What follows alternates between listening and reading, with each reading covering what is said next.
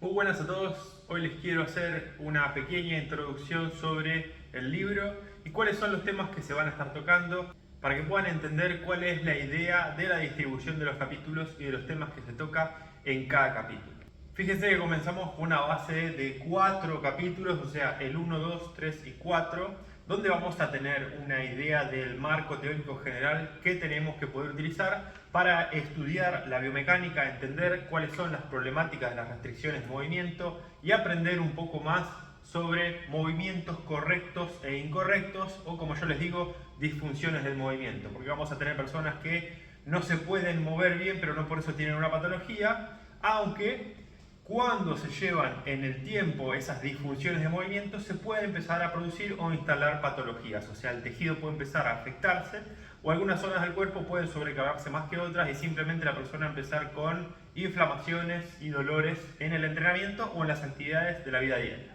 Así que estos 4 primeros capítulos van a ser fundamentales para que se entienda cuáles son las bases que tenemos que comprender para poder hacer un buen análisis de lo que está sucediendo en un atleta o en una persona que simplemente quiere hacer sin dolor sus actividades de la vida diaria. El capítulo 1 es un repaso de anatomía, donde vamos a tener una descripción breve pero concisa de todos los segmentos que tenemos en el cuerpo. Vamos a hacer una distinción de los movimientos de columna en cuanto a la cantidad de movimiento total de flexión, extensión,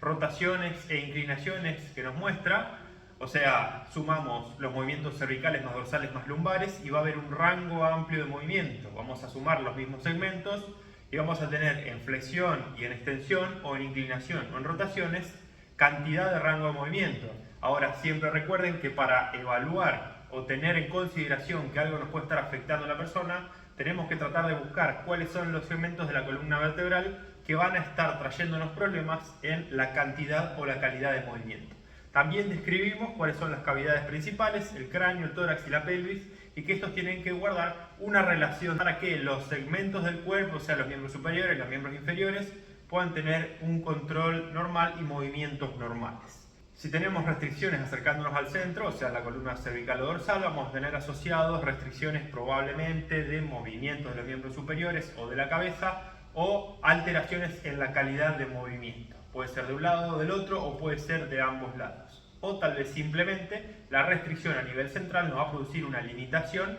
en los segmentos más periféricos. Respecto a la columna dorsal y lumbar, vamos a tener los segmentos del miembro inferior que son relativos a la calidad y la cantidad de movimiento que tengamos de la zona media-baja, o sea, de la zona abdominal, pero también de la función del diafragma, porque esto nos va a ayudar a tener una presión en el abdomen para posicionar la pelvis y a partir de ahí que se muevan nuestros miembros inferiores. Entonces, siempre en personas que tienen restricciones en el miembro superior o dolores lumbares o problemas en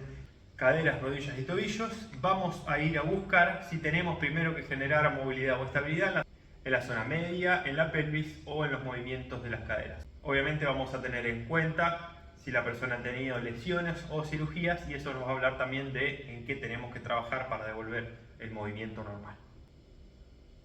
En el capítulo 2 hablamos de los orígenes del movimiento y esto se va a dar durante el primer año de vida. Recordemos que durante los primeros meses de vida de un bebé vamos a tener primero cero control motor, o sea, no hay movimientos conscientes desarrollados por el ser humano, pero a medida que van pasando los meses van apareciendo los movimientos y junto con esto el ser humano va aprendiendo los rangos normales con amplitud de movimiento que vamos a tener luego cuando pasamos a la infancia, a la adolescencia y a veces a la adultez. Pero, como todos sabemos, si no nos estarían viendo esto, esos movimientos muchas veces no se mantienen. Entonces, lo que pretendo ilustrar con el capítulo 2 es que ustedes entiendan cuáles son las zonas del cuerpo que se desarrollan en cada mes de vida. Luego vamos a hacer algo más específico sobre eso, o un repaso, o pueden dejarme preguntas y voy a ir subiéndolas.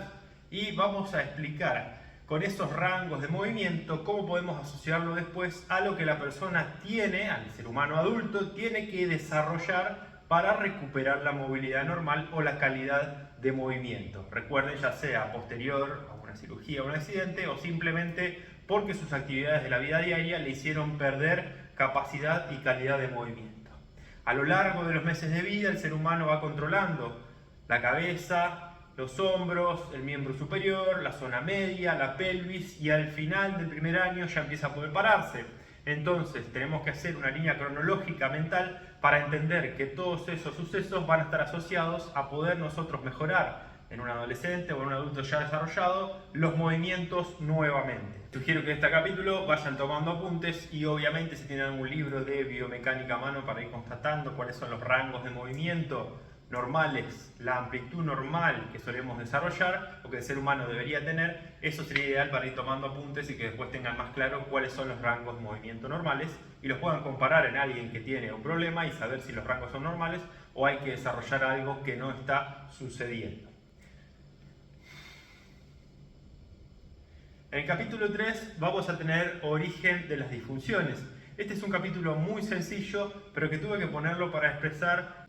cómo sutilmente, día a día, las actividades que nosotros realizamos, que pueden tener no movimientos completos o pueden tener patrones sistemáticos que nos sacan de la variabilidad que aprendimos en el primer año de vida y desarrollamos durante los primeros años de la niñez, nos pueden traer patologías o restricciones. Como dijimos antes, podemos tener patologías porque una zona del cuerpo se esfuerza o se posiciona para hacer esfuerzos de manera que se empiezan a producir patologías y dolencias, o podemos tener simplemente alteraciones en la calidad de movimiento, pero en ambos casos vamos a ir a buscar en este capítulo de disfunciones de movimiento cuáles son las características en la vida de la persona que nos hablan de los problemas que lo pueden estar trayendo a la consulta en el caso de la kinesiología o que pueden llevarlo a los gimnasios en el caso de las personas que están sintiendo que se vuelven rígidas, que no tienen calidad de movimiento, que les duele el cuerpo tal vez al levantarse por la mañana o al practicar algún deporte y simplemente quieren volver a tener una vida libre de dolor.